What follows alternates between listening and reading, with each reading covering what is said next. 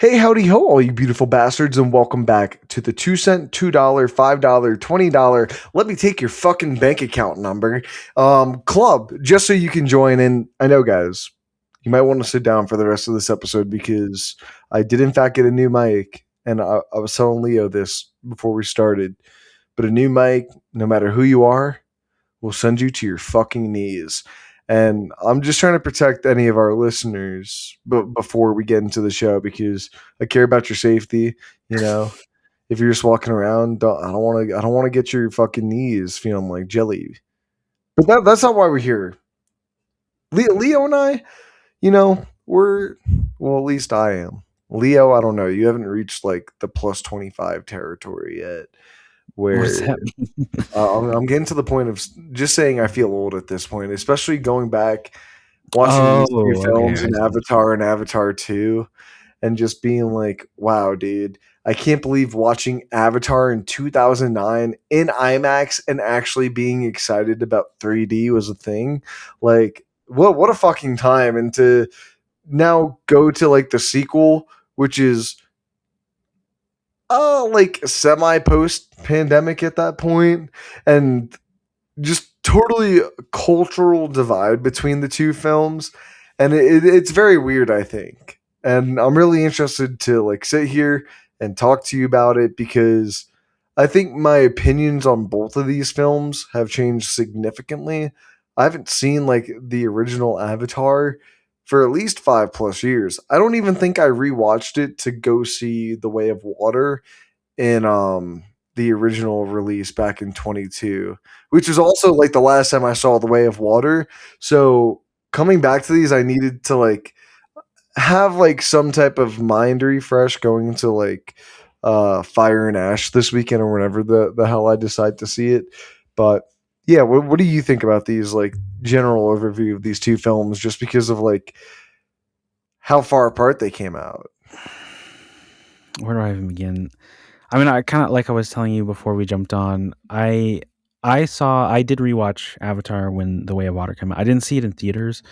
I just watched it when it came out on Disney Plus. But I did feel like I needed a refresher because I kind of didn't remember a lot of things. Like I remember the general like story beats, but I didn't remember a lot from the 2009 film because it had just been so long since I'd seen it. Um, and yeah, I kind of felt underwhelmed when I rewatched it that first time by the story, and I still kind of feel that way. Not as much. I think the problem is just that when I rewatched it, I remembered it being like really good. I'm obviously like I told you, I was 6 when I first saw this movie.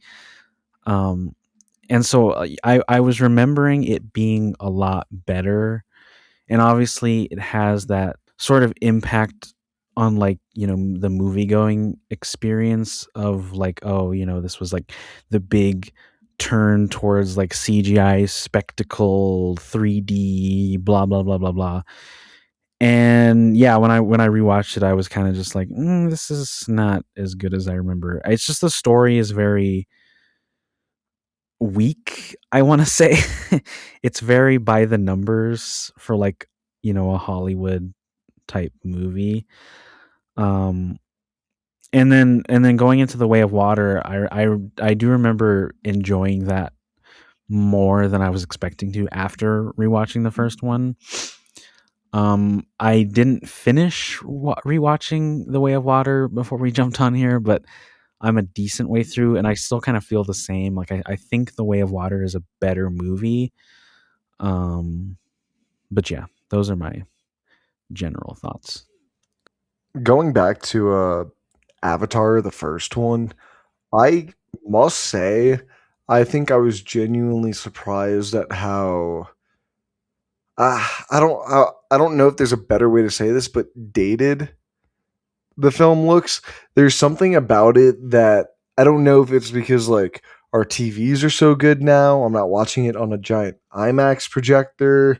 Um, like I don't know what it is because I think The Way of Water also has like its own visual issues, not in the same way that I think Avatar does, because I think Avatar genuinely feels like a video game cutscene, and I don't mean that in like a derogatory way. You know what I mean? Like I'm not saying that as like a bash to the film, but coming back to it, I was kind of shocked because at the time of its release, going back to what you were saying, it felt like such a technical like marvel to go and see, between IMAX kind of being like the new big thing at the time along with 3D. And so it was kind of a clash of IMAX 3D, Jimmy just coming up with this insane concept that everyone knew he didn't have like the technological capabilities to do like 20 years beforehand. And so I just think it's like really a weird way to hype this film up that now looking in hindsight, I think masked a lot of the way the film looks now, because I did not enjoy watching the first one, I think, as much as I originally had. Mm. Like from the visual standpoint, at the very least. I mean, I do and don't disagree. I agree with what you're saying in terms of like it can kind of come off as like a video game cutscene. Like halfway through the movie, I was finding myself being like, "Damn, this." I mean, I think the problem is that in comparison to some of the more recent movies we've gotten in the last couple of years, it looks far better. Like if you compare this to like The Flash or something, Dude, um, we that's don't kind of the compare default. anything to the Flash. Yeah, I mean that's kind of Like, the default comparison of like, oh, look at this really bad visual movie that came out in whatever year it came out in. But I mean, if you just look at like most of like a majority of the last 10 years worth of Marvel movies, I would rather watch Avatar if I'm being honest. But you do kind of get a sense of like the limitations of the time, obviously. And I wouldn't exactly say things look photo real in the same way that they do in The Way of Water. And so that's kind of and that's obviously a jarring transition going from watching Avatar straight into watching The Way of Water, because it took like 10 years, 15 years for them to make that movie and release it. Um but which I would say, mm, I still think it holds up fine. Like there wasn't anything that I was like, "Oh, that looks bad," per se. Like I think it still works in terms of the story, whatever like what little story they're trying to tell. And honestly, I still feel today that the biggest selling point of the first one is the visuals. I guess more my thing is less the movie itself, and I think more with Jim Cameron, just because I feel like a lot of his past films hold up better from a visual effects standpoint than I think Avatar does. Now, yet give or take, it's like VFX heavy, like that's essentially what the entire film is.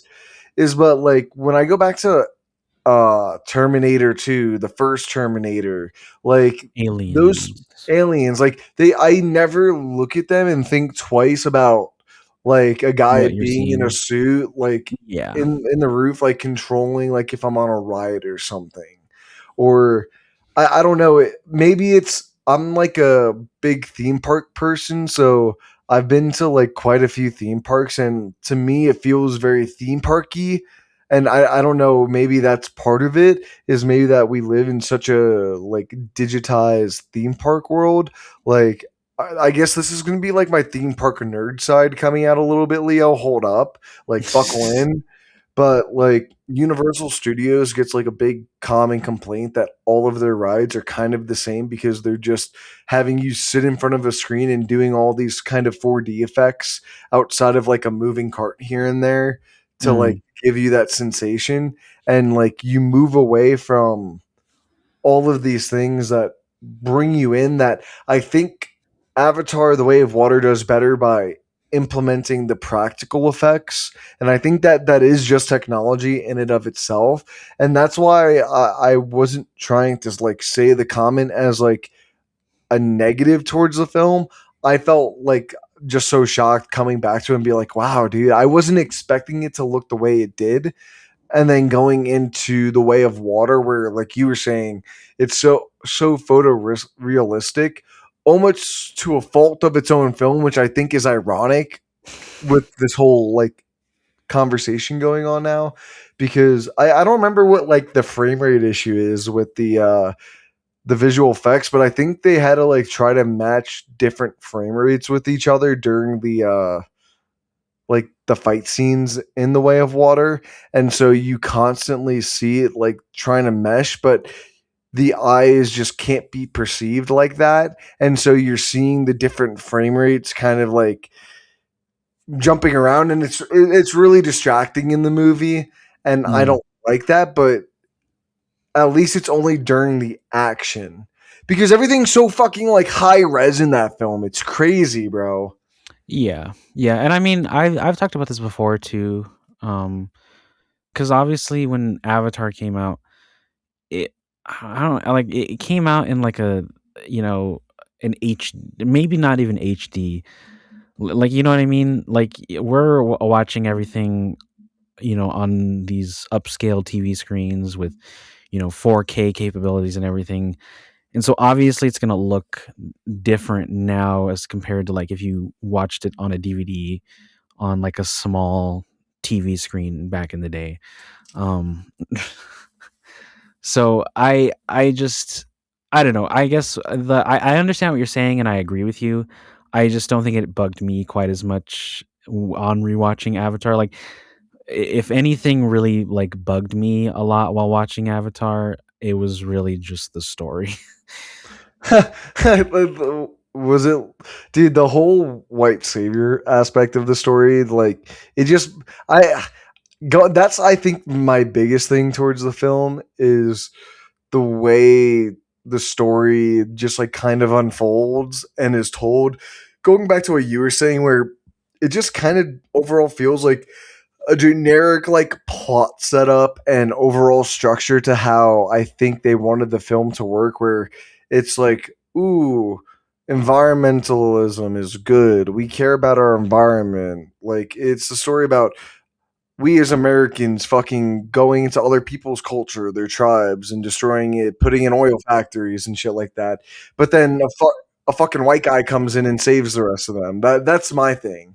I mean, I don't hate the environmentalism stuff. I think that's Well, it's probably just it's weak. I no, don't hate it. There's just no there's just a surface to it. There's yeah, nothing. There's not honestly, saying anything other than it's bad and it's good, and that's my main issue. I would say that the environmentalism aspect is probably the better part of the story. Like it feels more subtle. The colonialism stuff is the worst. Like It's so it's bad. so bare bones and unsubtle that it's really hard not to notice when you're watching. Like it constantly feels like the characters are talking directly to the audience, and that's kind of where my issue lies, is that I want to feel like the characters are having like their own dialogue with each other and not with me, because then it stops feeling real. And I think the movie starts out fine, like whatever with the unobtainium shit that never comes up again, Huh. and all of that stuff. But I kind of liked the dynamics that they were setting up between the characters, but it very quickly loses its focus once Jake starts mingling with all of the Navi people. And I'm not saying that I hate all that stuff. It's just it's very obvious the movie starts moving in a different direction. Like that Norm guy, like they kind of set up this weird like rivalry with him and Jake that quickly fizzles out during like that montage of him learning the Navi way and everything. And it's very clear to me that scenes are missing from that section of the movie because it's so long and overstuffed that they're trying to like cut corners. And I also hate the narration that the movie has. Like it's kind of covered by the fact that he's doing the video logs, but I still can tell that they're using it as a way to get around showing us what's happening by just having him tell us instead. And that's something that really bugs me. But regardless of all that, like I still found myself more than I did the last time I watched it, getting more invested in the story as it was going until we got to the final act and he really steps into that whole white savior mode. And for really no reason, like I told you, he kind of becomes hot shit with the Omatakaya clan, and then it's it's almost like all of his transgressions and mistakes are wiped clean off the board, and I really didn't enjoy that. It just felt really forced to me. It didn't feel like the story or him did anything to earn that status, and it was kind of just the movie being like, okay, this is what's going to happen now for us to get into like the big action set piece of the climax.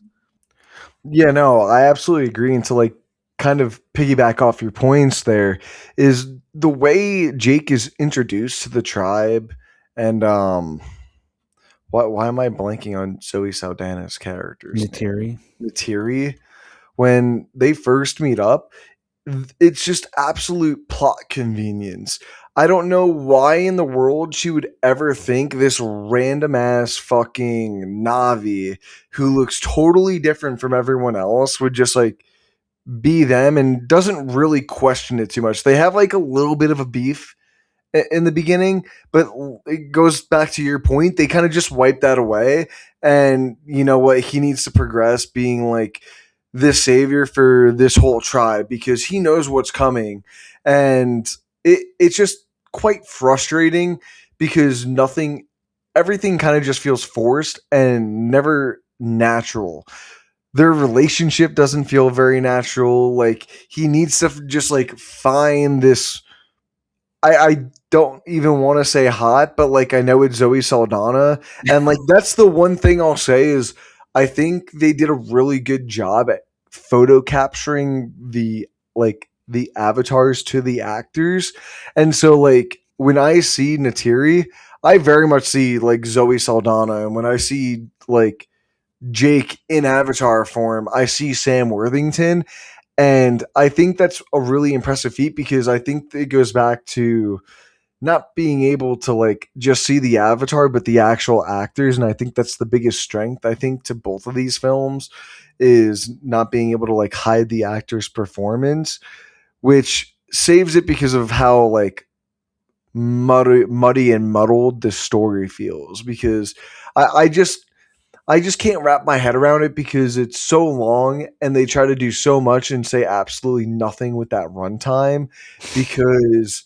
it's so worried about being a visual spectacle and nothing else. And like I hate to say that because I it's Jim Cameron. He's one of the best filmmakers of all time, and I'm not saying that as like you shouldn't see this because the film doesn't have a story and it's just here to look pretty and like a fucking video game scene for you guys. Like, um, I don't know. I'm just torn because I know what he can offer, and this film is so much less of all that. And that's why I feel frustrated in it because this just feels like such a Hollywood shoot it and spit it out. And it doesn't feel like Jim Cameron outside of ooh big special visuals, you know? Yeah, a similar thing that I had an issue with was the relationship between him and Natiri. I think it works fine by the end, but it's just that it kind of feels like we're jumping through a lot of. It's just that middle section feels so rushed, even though it is like a 3 hour movie. And I kind of couldn't help but feel that I wanted them to connect on like an emotional level and not just in like a sexual way, like, oh, she's hot and whatnot or whatever. And I kind of feel like we get little moments of them sort of like being cool with each other, but I never really felt an emotional connection. So that by the time that we do get to that weird sex scene under the tree or whatever, I just I kind of felt like this isn't really working as well as I kind of thought it would. And then again, it also doesn't help that like she kind of turns on him very quickly. And I not to say that that's not motivated. It just It's a weak it's motivation. the flip flopping of the way that she feels about him throughout the film in like a short span of time that really bugs me, because they fuck each other one night, and then she's like, I hate you the next morning, and then literally the following day she's like, oh, I'm with you again or whatever. It's just it's stuff like that. And I definitely think that James Cameron is still strong in terms of like a director and like the visual stuff, the visual language of the movie. It's just it does feel like he's kind of getting bogged down by the amount of story that's here, and he doesn't really know what to do with it. But I think there's a lot of scenes where there is good emotion, at least from like performance wise, and Well, I do that's think what he I think the does. film gets saved by is the Yeah, performances. I do think he's good at like bringing out that emotional intensity during those moments, and obviously they were able to work out the technology to capture it and translate it onto like these alien, because like, the biggest issue that you could have had walking into this movie is not being able to like identify with this odd look of the Navi aliens, and I think they did a good job of like working around that, and you see like a full range of emotion from their faces, if not like the motion of their bodies, if that makes sense. But yeah. I think the strongest thing that I think the film has going for it is the Jim Cameron sense of, I think, I don't want to say building a world, but allowing you as an audience, he gives you enough pieces to the puzzle to let your imagination explore. I'll Yeah. get into this part a little bit more with The Way of Water because I feel like I'll get to that in a little bit. But my point being is it's just like the first Terminator film when he sets up with us being in the future and seeing what it already looks like before going in the past, before it's all like destroyed. And then the second one, it's pretty much like the same movie, but even more kind of like futuristic. And I'll sit here and say I know I'm trying to remember if he did more than just produce or like consult on the third one, but I think Terminator 3 is a guilty pleasure film. I enjoy watching it. At I'm least more than the fucking Christian Bale one, but neither here or I there. don't think he was he involved in any of that movie. I think he was involved with the I don't third think he one. was. What No is it called? way. Oh Terminator my god. 3. Rise of the Machines, that's what it's called. Yeah, that's 'Cause of right. course Some it has a awful shitty ass S. name. Yeah, it's like the worst title ever. Yeah, while Terminator director James Cameron was interested in directing the third film, he ultimately had no involvement with Terminator 3. Damn, I thought he at least was like producing like in the back, like okay, I don't think he interesting. produced this film at all. I don't think he had any No, hand in it, no. It seems like he didn't even touch it, which is which explains interesting. why it's not good. Yeah, but hey, bro, it's I think it's a lot better than that Christian Bale one. I'm sorry, that Christian Bale one is Okay, just so see, fucking honestly, I boring, think Salvation is kind of a guilty pleasure of mine. dude. It looks like shit. It's acted like shit. It's boring as I mean, shit, this one kind of looks like shit. Is kind of boring. I don't know. I'm bro. not saying either of them are good. I'm just saying like I'll say this. One has Arnold holding a fucking casket while people just mow it down and somehow the guy's alive in there still. I'd like to that's see kind of you funny. I'd like to see you fucking beat that in Salvation. Which also ironically enough has Sam Worthington, but Yeah, that's it does. that's either here or there. But the reason he's in that is because James Cameron made these movies, right? Oh, I assume so.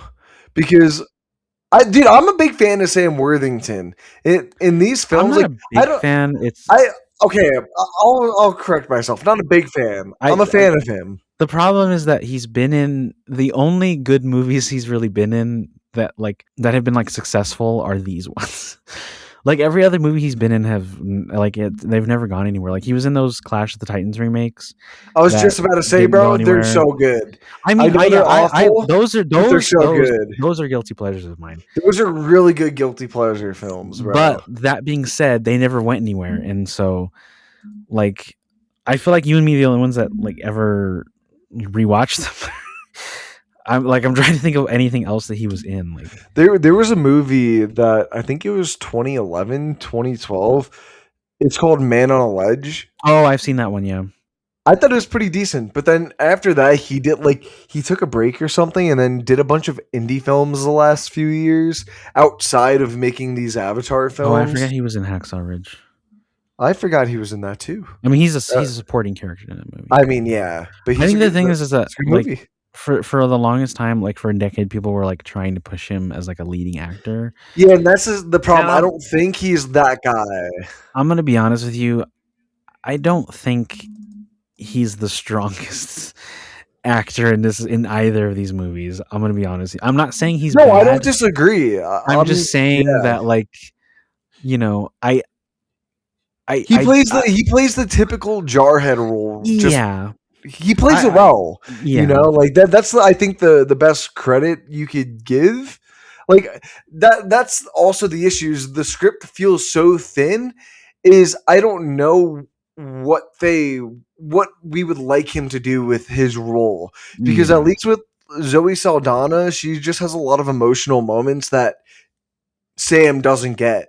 You know, and I think that's a part of my issue. I think the problem is that the moments that he is supposed to have don't work as well because the writing is just not on par with what's happening.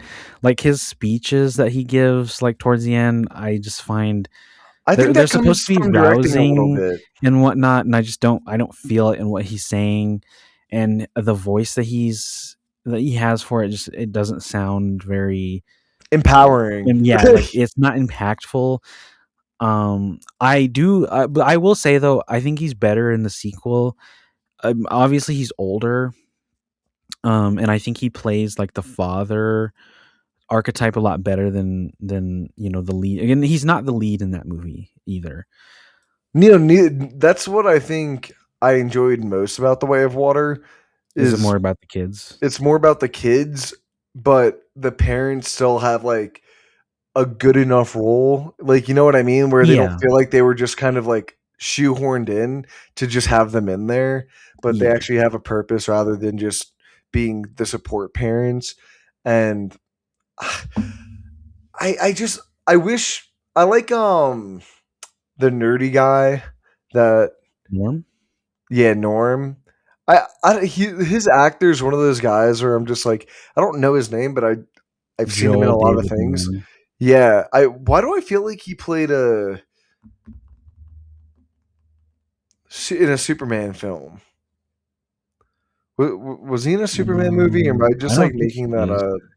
I don't think he was ever in a Superman movie. Because I feel like he'd make a good Jimmy Olsen, and I just kept thinking that in the first film, and I don't know why. But I remember seeing him in the film and just being like, oh no, I just like having this dude in here, you know? And it's got another, like you were saying before, good cast, you know? Yeah.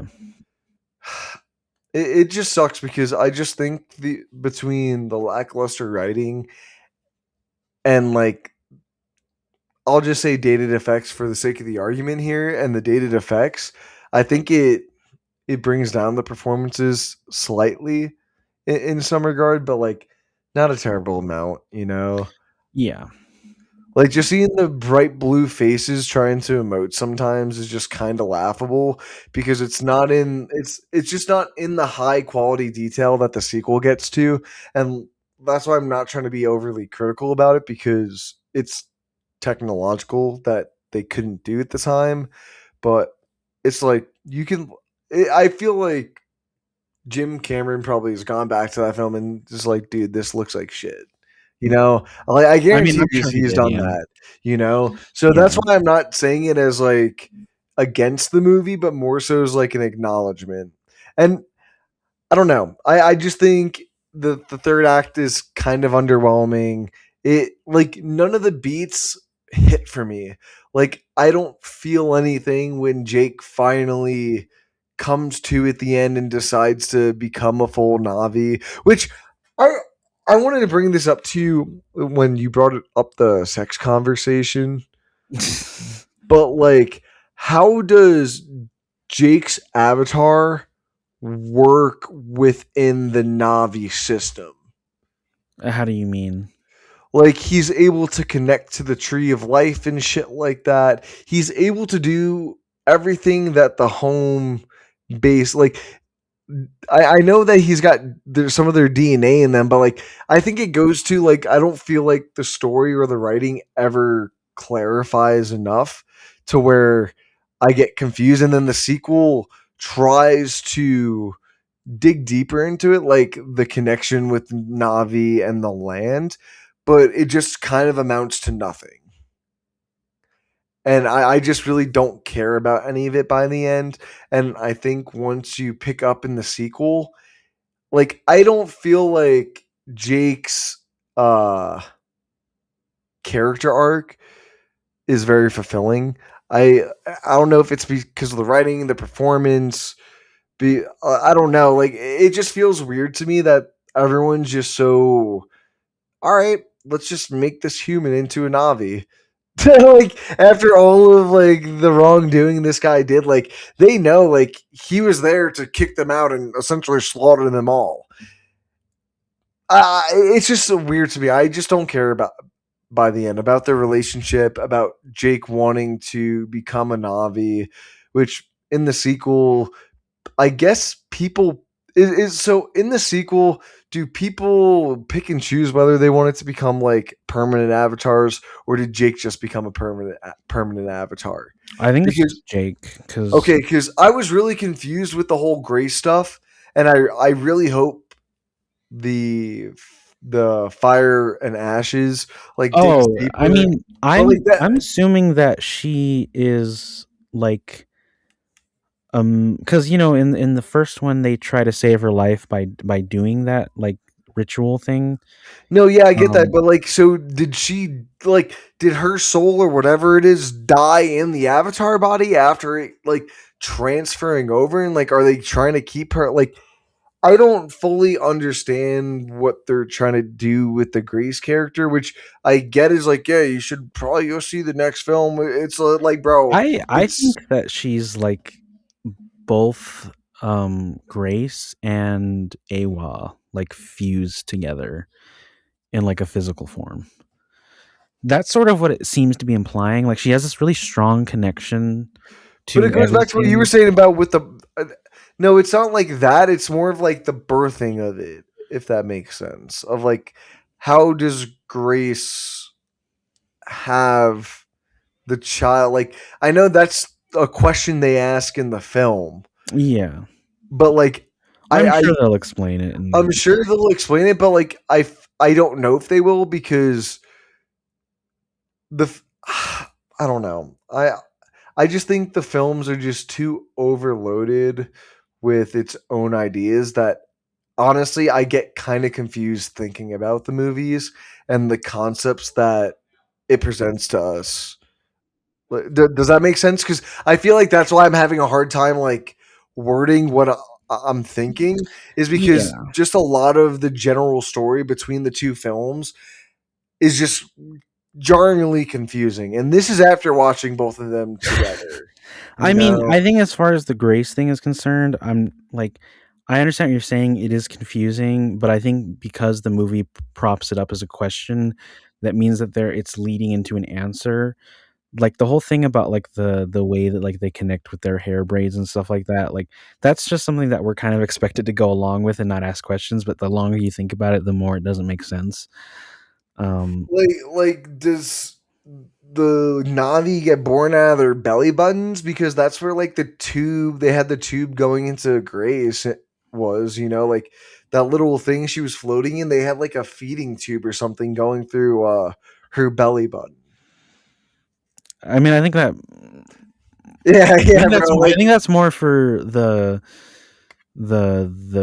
womb thing, but but it's I like, I just my the question like that we were talking we were talking about this via text before this, of just like the thing with the sex scene is that they obviously they connect their hair braids, which the movie doesn't say it explicitly, but it's kind of presented as like their form of penetration. But they do it with all other creatures in the movie as well, so that brings up the question of like, are they essentially having sex with all of the creatures? I get that they refer to it as a bond, but we also never clearly see like genitalia. Not that I'm saying that I want to. I'm just bringing it up as like, if we're going off the assumption that that is how they have sex, then it brings up the question about the reproductive process of these creatures of like, if he doesn't have a penis, then she most likely doesn't have a vagina either. I get that the vagina does more than one thing, but in terms of like reproductive stuff, like, you know, I this is getting weird, but like you understand what I'm trying to say, right? Like if that's not how they do it, then how would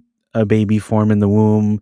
How would it, come out of the womb if there's no opening for it? It just, all of these questions just come to mind, and there's never an answer, and you kind of just left wondering, like, what the fuck is going on? yeah, and that's kind of how I feel with both the films. And I'm kind of over it personally. You know what I mean? Like, I feel like I'm just doing a bunch of gymnastics trying to figure out what's going on. And I'm not talking about from a story standpoint, but just from like a world building standpoint. I Like, definitely think the second one does a better job at no, the second one world does a building stuff. better job, but it, I get it does what a movie should do because it has a sequel, but it asks more questions than it answers.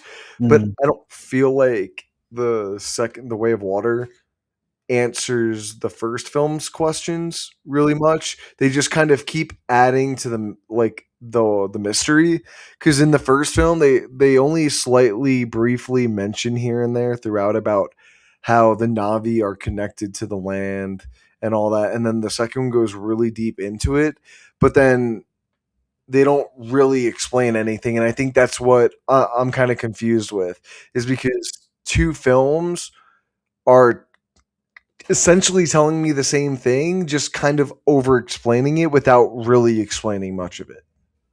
yeah. I mean, I think the main problem with that is that, to me, it feels like the Way of Water is kind of like a reset, and in the same way that you were telling me before that the Way of Water is kind of like just the first movie but better. And I think part of that is because it's kind of reusing similar aspects from the first movie, but putting them to better effect. Oh, dude, it's almost beat for beat the same exact film as the Yeah, first and one. I It's just weird. that's both a good and a bad thing. Like, I like that the movie is better at telling that story. It's just when you're thinking about it in terms of it being a sequel, it really, and especially, I will say the opening of this movie is not great, of like that prologue setting up like all of that stuff. But yeah, so like once again, it feels like the movie's trying to rush to get out all of that essential information so that like the plot can actually start. But so yeah, it feels like this movie is trying too hard to kind of make us forget what happened in the first one. And I get like it's been like a long time between them, but it was odd when I first watched it, and it's odd going back and rewatching it, of just how quickly the movie is like, yeah, remember all those things happened? Yeah, forget about that. New stuff is happening. Yeah, it's just frustrating because once you get into the Way of Water and the plot starts to unfold, you just quickly realize it's just the first film again, just being rehashed with Quaritch now, bro. I don't really like the fact that Quaritch comes back and it's just this whole stupid ass plot convenient that they made him upload his fucking brain before he went into the final battle of the last film. only to be uploaded into an avatar, which I'm not that person when it comes to like doing timelines and stuff, but I do not understand how anyone's age works out in this movie. I don't. This movie takes place 16 years apparently after the first one. I don't know how Quaritch has a 13-year-old kid. Right? Isn't Spider just supposed to be like between like a 10 and 11? I think he's supposed to be the same age as the other ones. Which should all happen after Quaritch died. I don't know. I like. And my point is like it's frustrating that they go back to redo the same plot points when it makes absolutely no sense. Yeah, Like, he's 16 years old. he just bangs some random ass fucking. See, like the more I think about it now too is like, bro, okay, let's just say it is 16 years and it is just like right before he went to the battle. Like he just banged some random ass woman and she left the kid on Pandora. It's Yeah, weird. I mean, there's quite a few plot. This is what I mean when I say like the opening isn't very great. I feel like the movie should have just skipped because we don't need to see like them growing up or anything. I don't really think it adds anything to the movie, and this movie's fucking long. It's just Yeah, it's awful. it feels like we could have skipped past all of that. Like start with them coming back to Pandora, and maybe even setting up the whole like Quaritch stuff because that's the interesting part. Like say what you will about it being kind of like in or convenient. That's true, but I feel like it would be less noticeable if we're not tacking it on after all of these series of conveniences in the movie. And I kind of like that idea. Like it's an interesting way of creating or of like continuing that conflict with him being like the main villain. I kind of like that stuff. It's a new interesting dynamic, and I think it works in the movie's favor.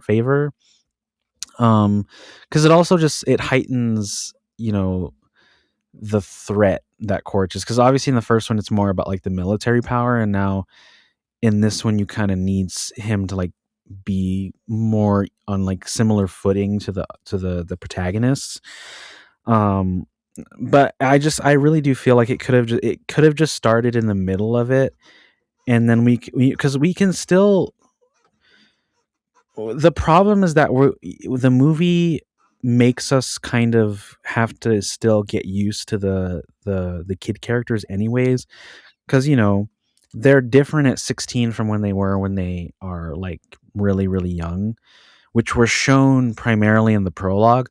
So that's another part of where it doesn't really feel like the movie justifies showing us that, and also that it feels kind of like a waste of time, because if we already have to reintroduce the kids as older characters, then there's no point in showing us them when they were younger. Um, and I already said that I disliked the whole narration thing of the first one. I'm glad that that's not in a majority of this movie, but starting off at the beginning of the movie with it too is also not great. I agree, and I think I I'm with you in the fact that I like the idea and concept of Quaritch coming back as an avatar, but I think the thing that kind of like dampers that idea and concept for me is it doesn't work in terms of the story. And I only get frustrated with that because I'm told that these are films that have been thought about for years and years and years. And you can't even make a simple thing in the first movie hinting at these like brain things that they do to ship them, and then it comes to the whole plot and film itself just feels kind of lazy because Quaritch essentially just reenacts the first film that Sully went through by himself, while Sully is essentially doing the same thing he did in that first film, just in a different part of Pandora. And I guess it's a good time That's to bring kind of up. why. That's kind of No, why no, I go like ahead. that a majority of this movie's focus is more on the kids, because I do think the kids are an Yeah, infinitely more interesting set of characters, and having them sort of navigate not just being new to this different uh, clan or whatever, but also just like the idea of them being mixed, human and Navi. Um, Which is also a weird thing for James Cameron to write about. Well, like why is James Cameron writing about a white savior father who came into a cultural tribe to become the fucking like king of Messiah. it? Not even king. You're right. That's a better word. The fucking Messiah. He's almost God in their eyes. I'm convinced. And I'm sorry. This just really like frustrates me because then that just happens again in this new fucking clan. Eh, the only thing that's different is they hate him a little bit more. Mm. And I ha mean, ha, you I don't do have think. fins on your fucking hand, fucking loser. You belong in the trees. You. Oh man, I was gonna say something really bad, not in that context, but it's just like, bro, why? Why? I just don't understand what James Cameron like. I don't. Does he have a mixed family? I doubt it. James Cameron's kids. Does he have kids? That's what I'm saying. I don't even know if he has kids. He does. He has five. Josephine Archer, Elizabeth Cameron. He's He had was four married to Catherine girls. Bigelow. I did not know Susie that. Amos. I knew he was married to Linda Hamilton, but I didn't know he was married to Catherine Bigelow. Yeah, so he's just got a bunch of white children. Like, so it goes back to the point. Like, I feel like as much as I like James Cameron, it doesn't feel like he's the person to be writing these stories because they just feel like auto AI Hollywood filtered versions. I mean, like I was saying, I think the viewpoint through the kids is better in this, and I think it's a much more natural progression of their story than it was with Jake in the first one. But I think part of that is just because they are children and you're kind of expecting them to have like this more, I guess, jarring and jagged journey than you are kind of with Jake's character, if that makes sense. But yeah, I don't know. I it does feel like maybe James Cameron is not the person to be telling this story. Um, I don't yeah I don't know what it is about these stories in particular that he's just been so wet for in the last like 2 decades. And then after like Ash Fire and Ash comes out, he's out here doing interviews talking about how like the film doesn't do financially well, which let's all be real, that's not gonna happen. I'm sorry. Like you're fucking full of yourself if you're gonna say that and actually believe it. And then secondly, it's just like now you're kind of come back and sit here and say, like, oh, I don't know about these next two films. When you've been doing nothing for the past decade and sitting here about preaching about what these five films are, how great the story is, this world you're building, and now all of a sudden there's a possibility you're going to let someone else finish this. It feels weird. It feels like creative abandonment and like I mean, a I don't lot think of anyone else. He didn't he say he wouldn't let anyone else touch it. well, that's what he said, but then now he's saying if it doesn't do well, which honestly I think that's just him setting people up for like him not being interested in doing the others because he's saying how he feels like creatively held to this franchise, which is like, yeah, bro, did you not think about that when you decided to make five films and each film took like fucking 10 years to make? Like, not even. The first one probably took 4 or 5 years. And then the second, third one took 12 years combined at least. So I just think According of. to Yeah, go. Wikipedia, Avatar began development in 1994, Dude, that's and it didn't come out until 2009. That's like a 13-year gap. that's what I'm saying. So it feels like Sorry, creative 16. abandonment to me, bro. Whatever. It just feels weird. I don't know. It leaves a bad taste in my mouth. Yeah, I mean, I wouldn't say that I was the most excited when I heard that they were going to be making four more of these when like The Way of Water was first announced. And I was kind of just like, I don't know. I don't know if the story warrants that. And I don't know if anybody wants to wait another 10 years for each fucking movie to come out. Like I don't even think James Cameron would still be alive by the time the fifth one would have come out. The fifth one comes out in 2031. I'm gonna be 31 fucking years old when it comes out, my brother. Like, no, I hate it. That's fucking funny. I don't want to be Um, watching Avatar movies if they're just this is why I'm really worried about going to Fire and Ashes or whatever, because I'm just gonna get the same film instead of being in a tree, instead of being in the fucking ocean. I'm just gonna be wanting to burn myself in the open flames of hell for 4 fucking hours. Because James Cameron loves to just add 30 minutes to his films. I know this one's probably like 3.5 hours, but still, my point stands. Like, yeah, I don't know. I'm more excited about the third one having seen the second one, but I that being said, I still don't know if there's enough story for two more of these movies. there's And barely story for three. yeah, that's what I'm saying. Like I think depending on my reaction to the third one, I might kind of just be over with the series as a whole. Um so yeah, I don't know. I will have to wait and see. We'll have to wait and see. Dude, I'll wait to see. We might Uh, not have a choice but to wait and see, given how yeah, I long it know. takes for these movies to fucking come out. I mean, I'm glad that like the amount of time between this one and the second one haven't been as bad because what this one came out in 2002. So it's only been like a 3-year difference. I know they shot both of these movies back to back. That was something I knew that they shot them back to back. I didn't know that these both Way of Water and Fire and Ash were supposed to somehow be one movie. I don't know if I'll ever fully understand that. Dude, But I wouldn't like put it past him to come out after the fifth movie ever, if it ever comes out, and say, you know what, back in like 1996, 1994, when I first like had this original spark for this idea, I just said to myself, I have so many ideas. Why don't I just turn this one film into five? And I'm gonna sit back and be like, my dude did not just sit here and think. First thing to think is he can turn one story into five.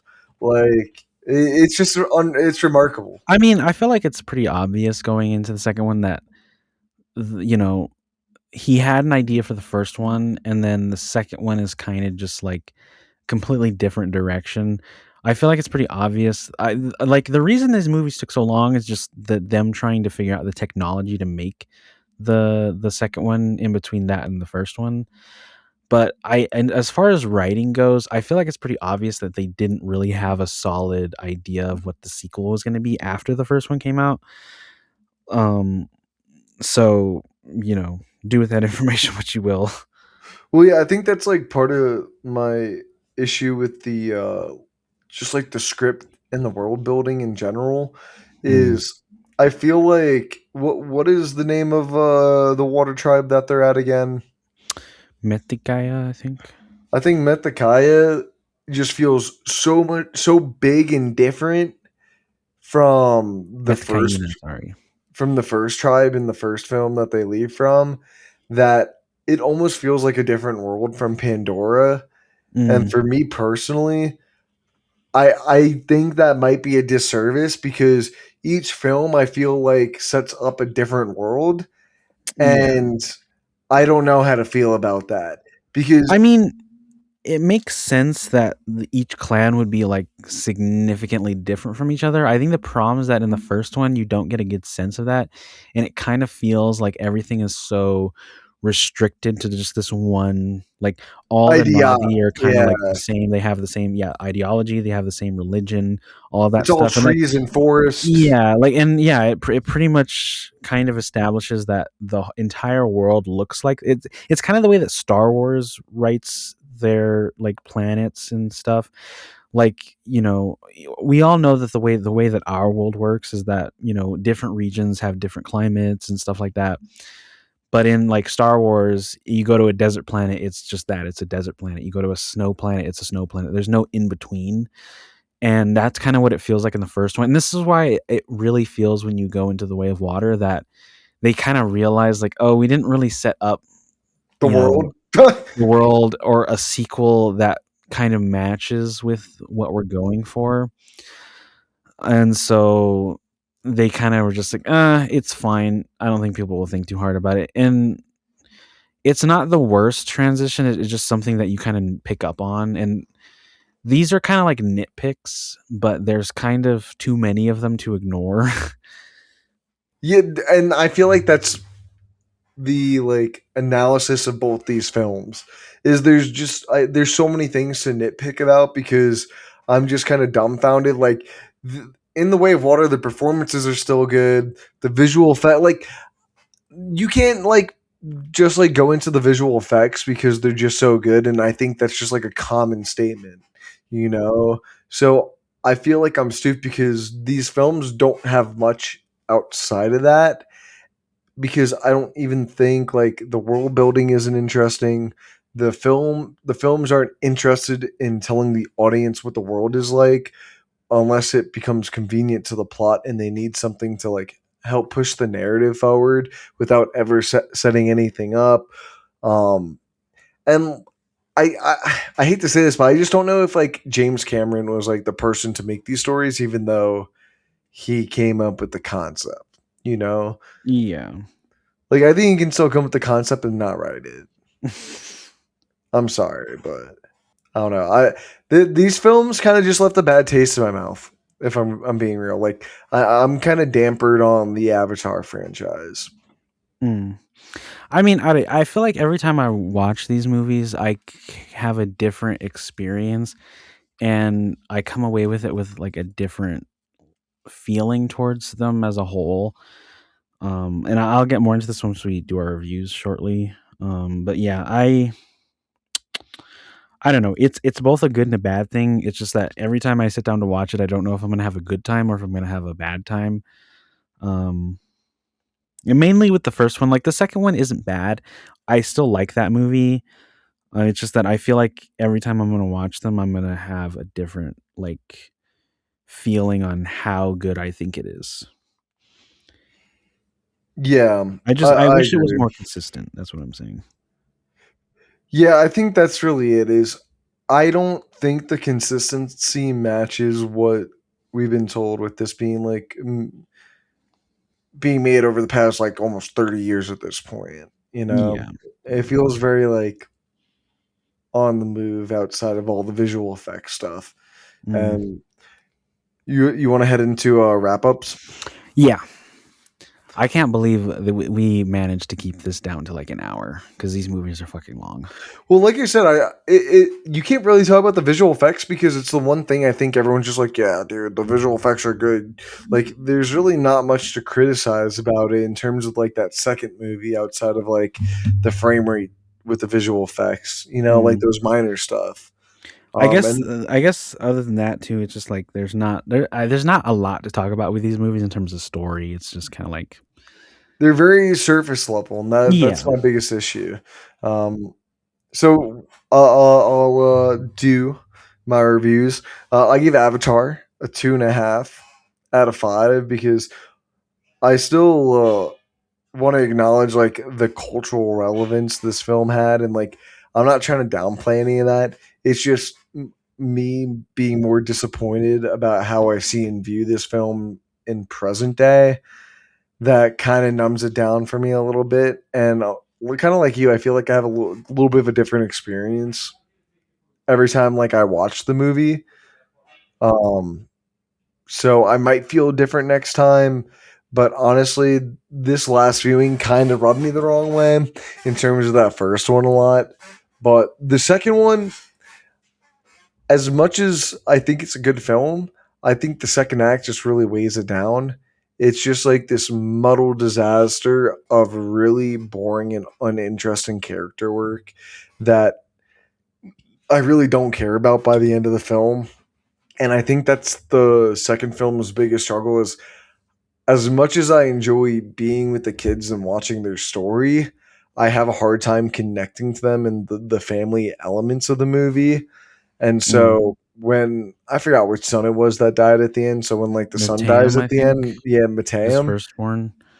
I don't care when he died. I didn't feel anything when I watched it a few years ago, and I don't feel anything now. You know. Mm, Oh, I gave Way of Water a 3 out of 5. nice. What about you, bitch? All right, like I was saying before, my views on these movies have changed since the last time I watched them. When I first rewatched Avatar like a year and a half ago or whatever, I gave it like a 3.5, but that's changed to a 3.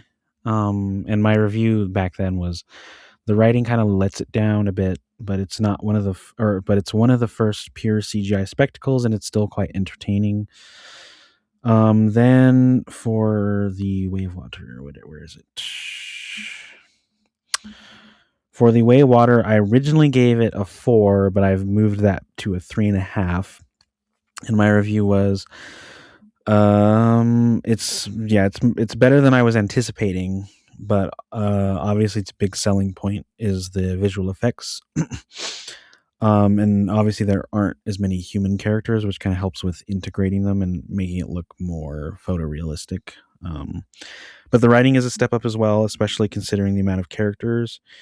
It is a lot longer, which allows them more time to sort of like let the characters breathe and that story breathe as well.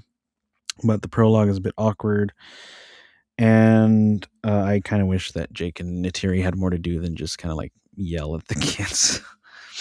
But overall, I think there's a nice setup for the sequels, and I'm more interested to see Fire and Ash.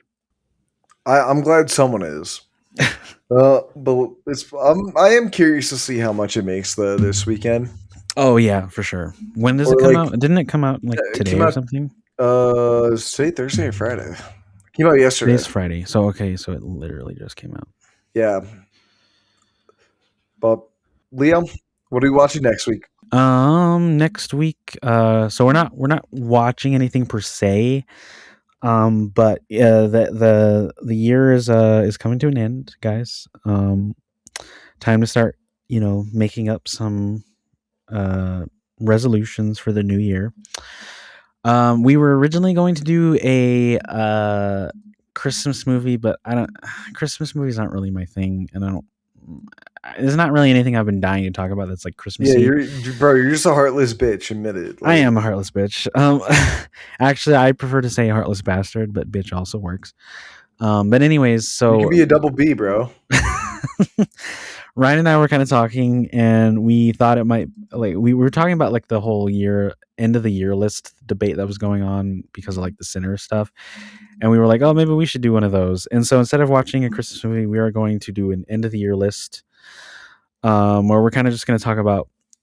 I figured we could do like one list for like our top movies of the year, and then one list that is just top movies that we saw during the year, because I'm going to be honest with you, I have not seen a lot of 2025 releases, and most of them that I did watch I did not like. So that's fine.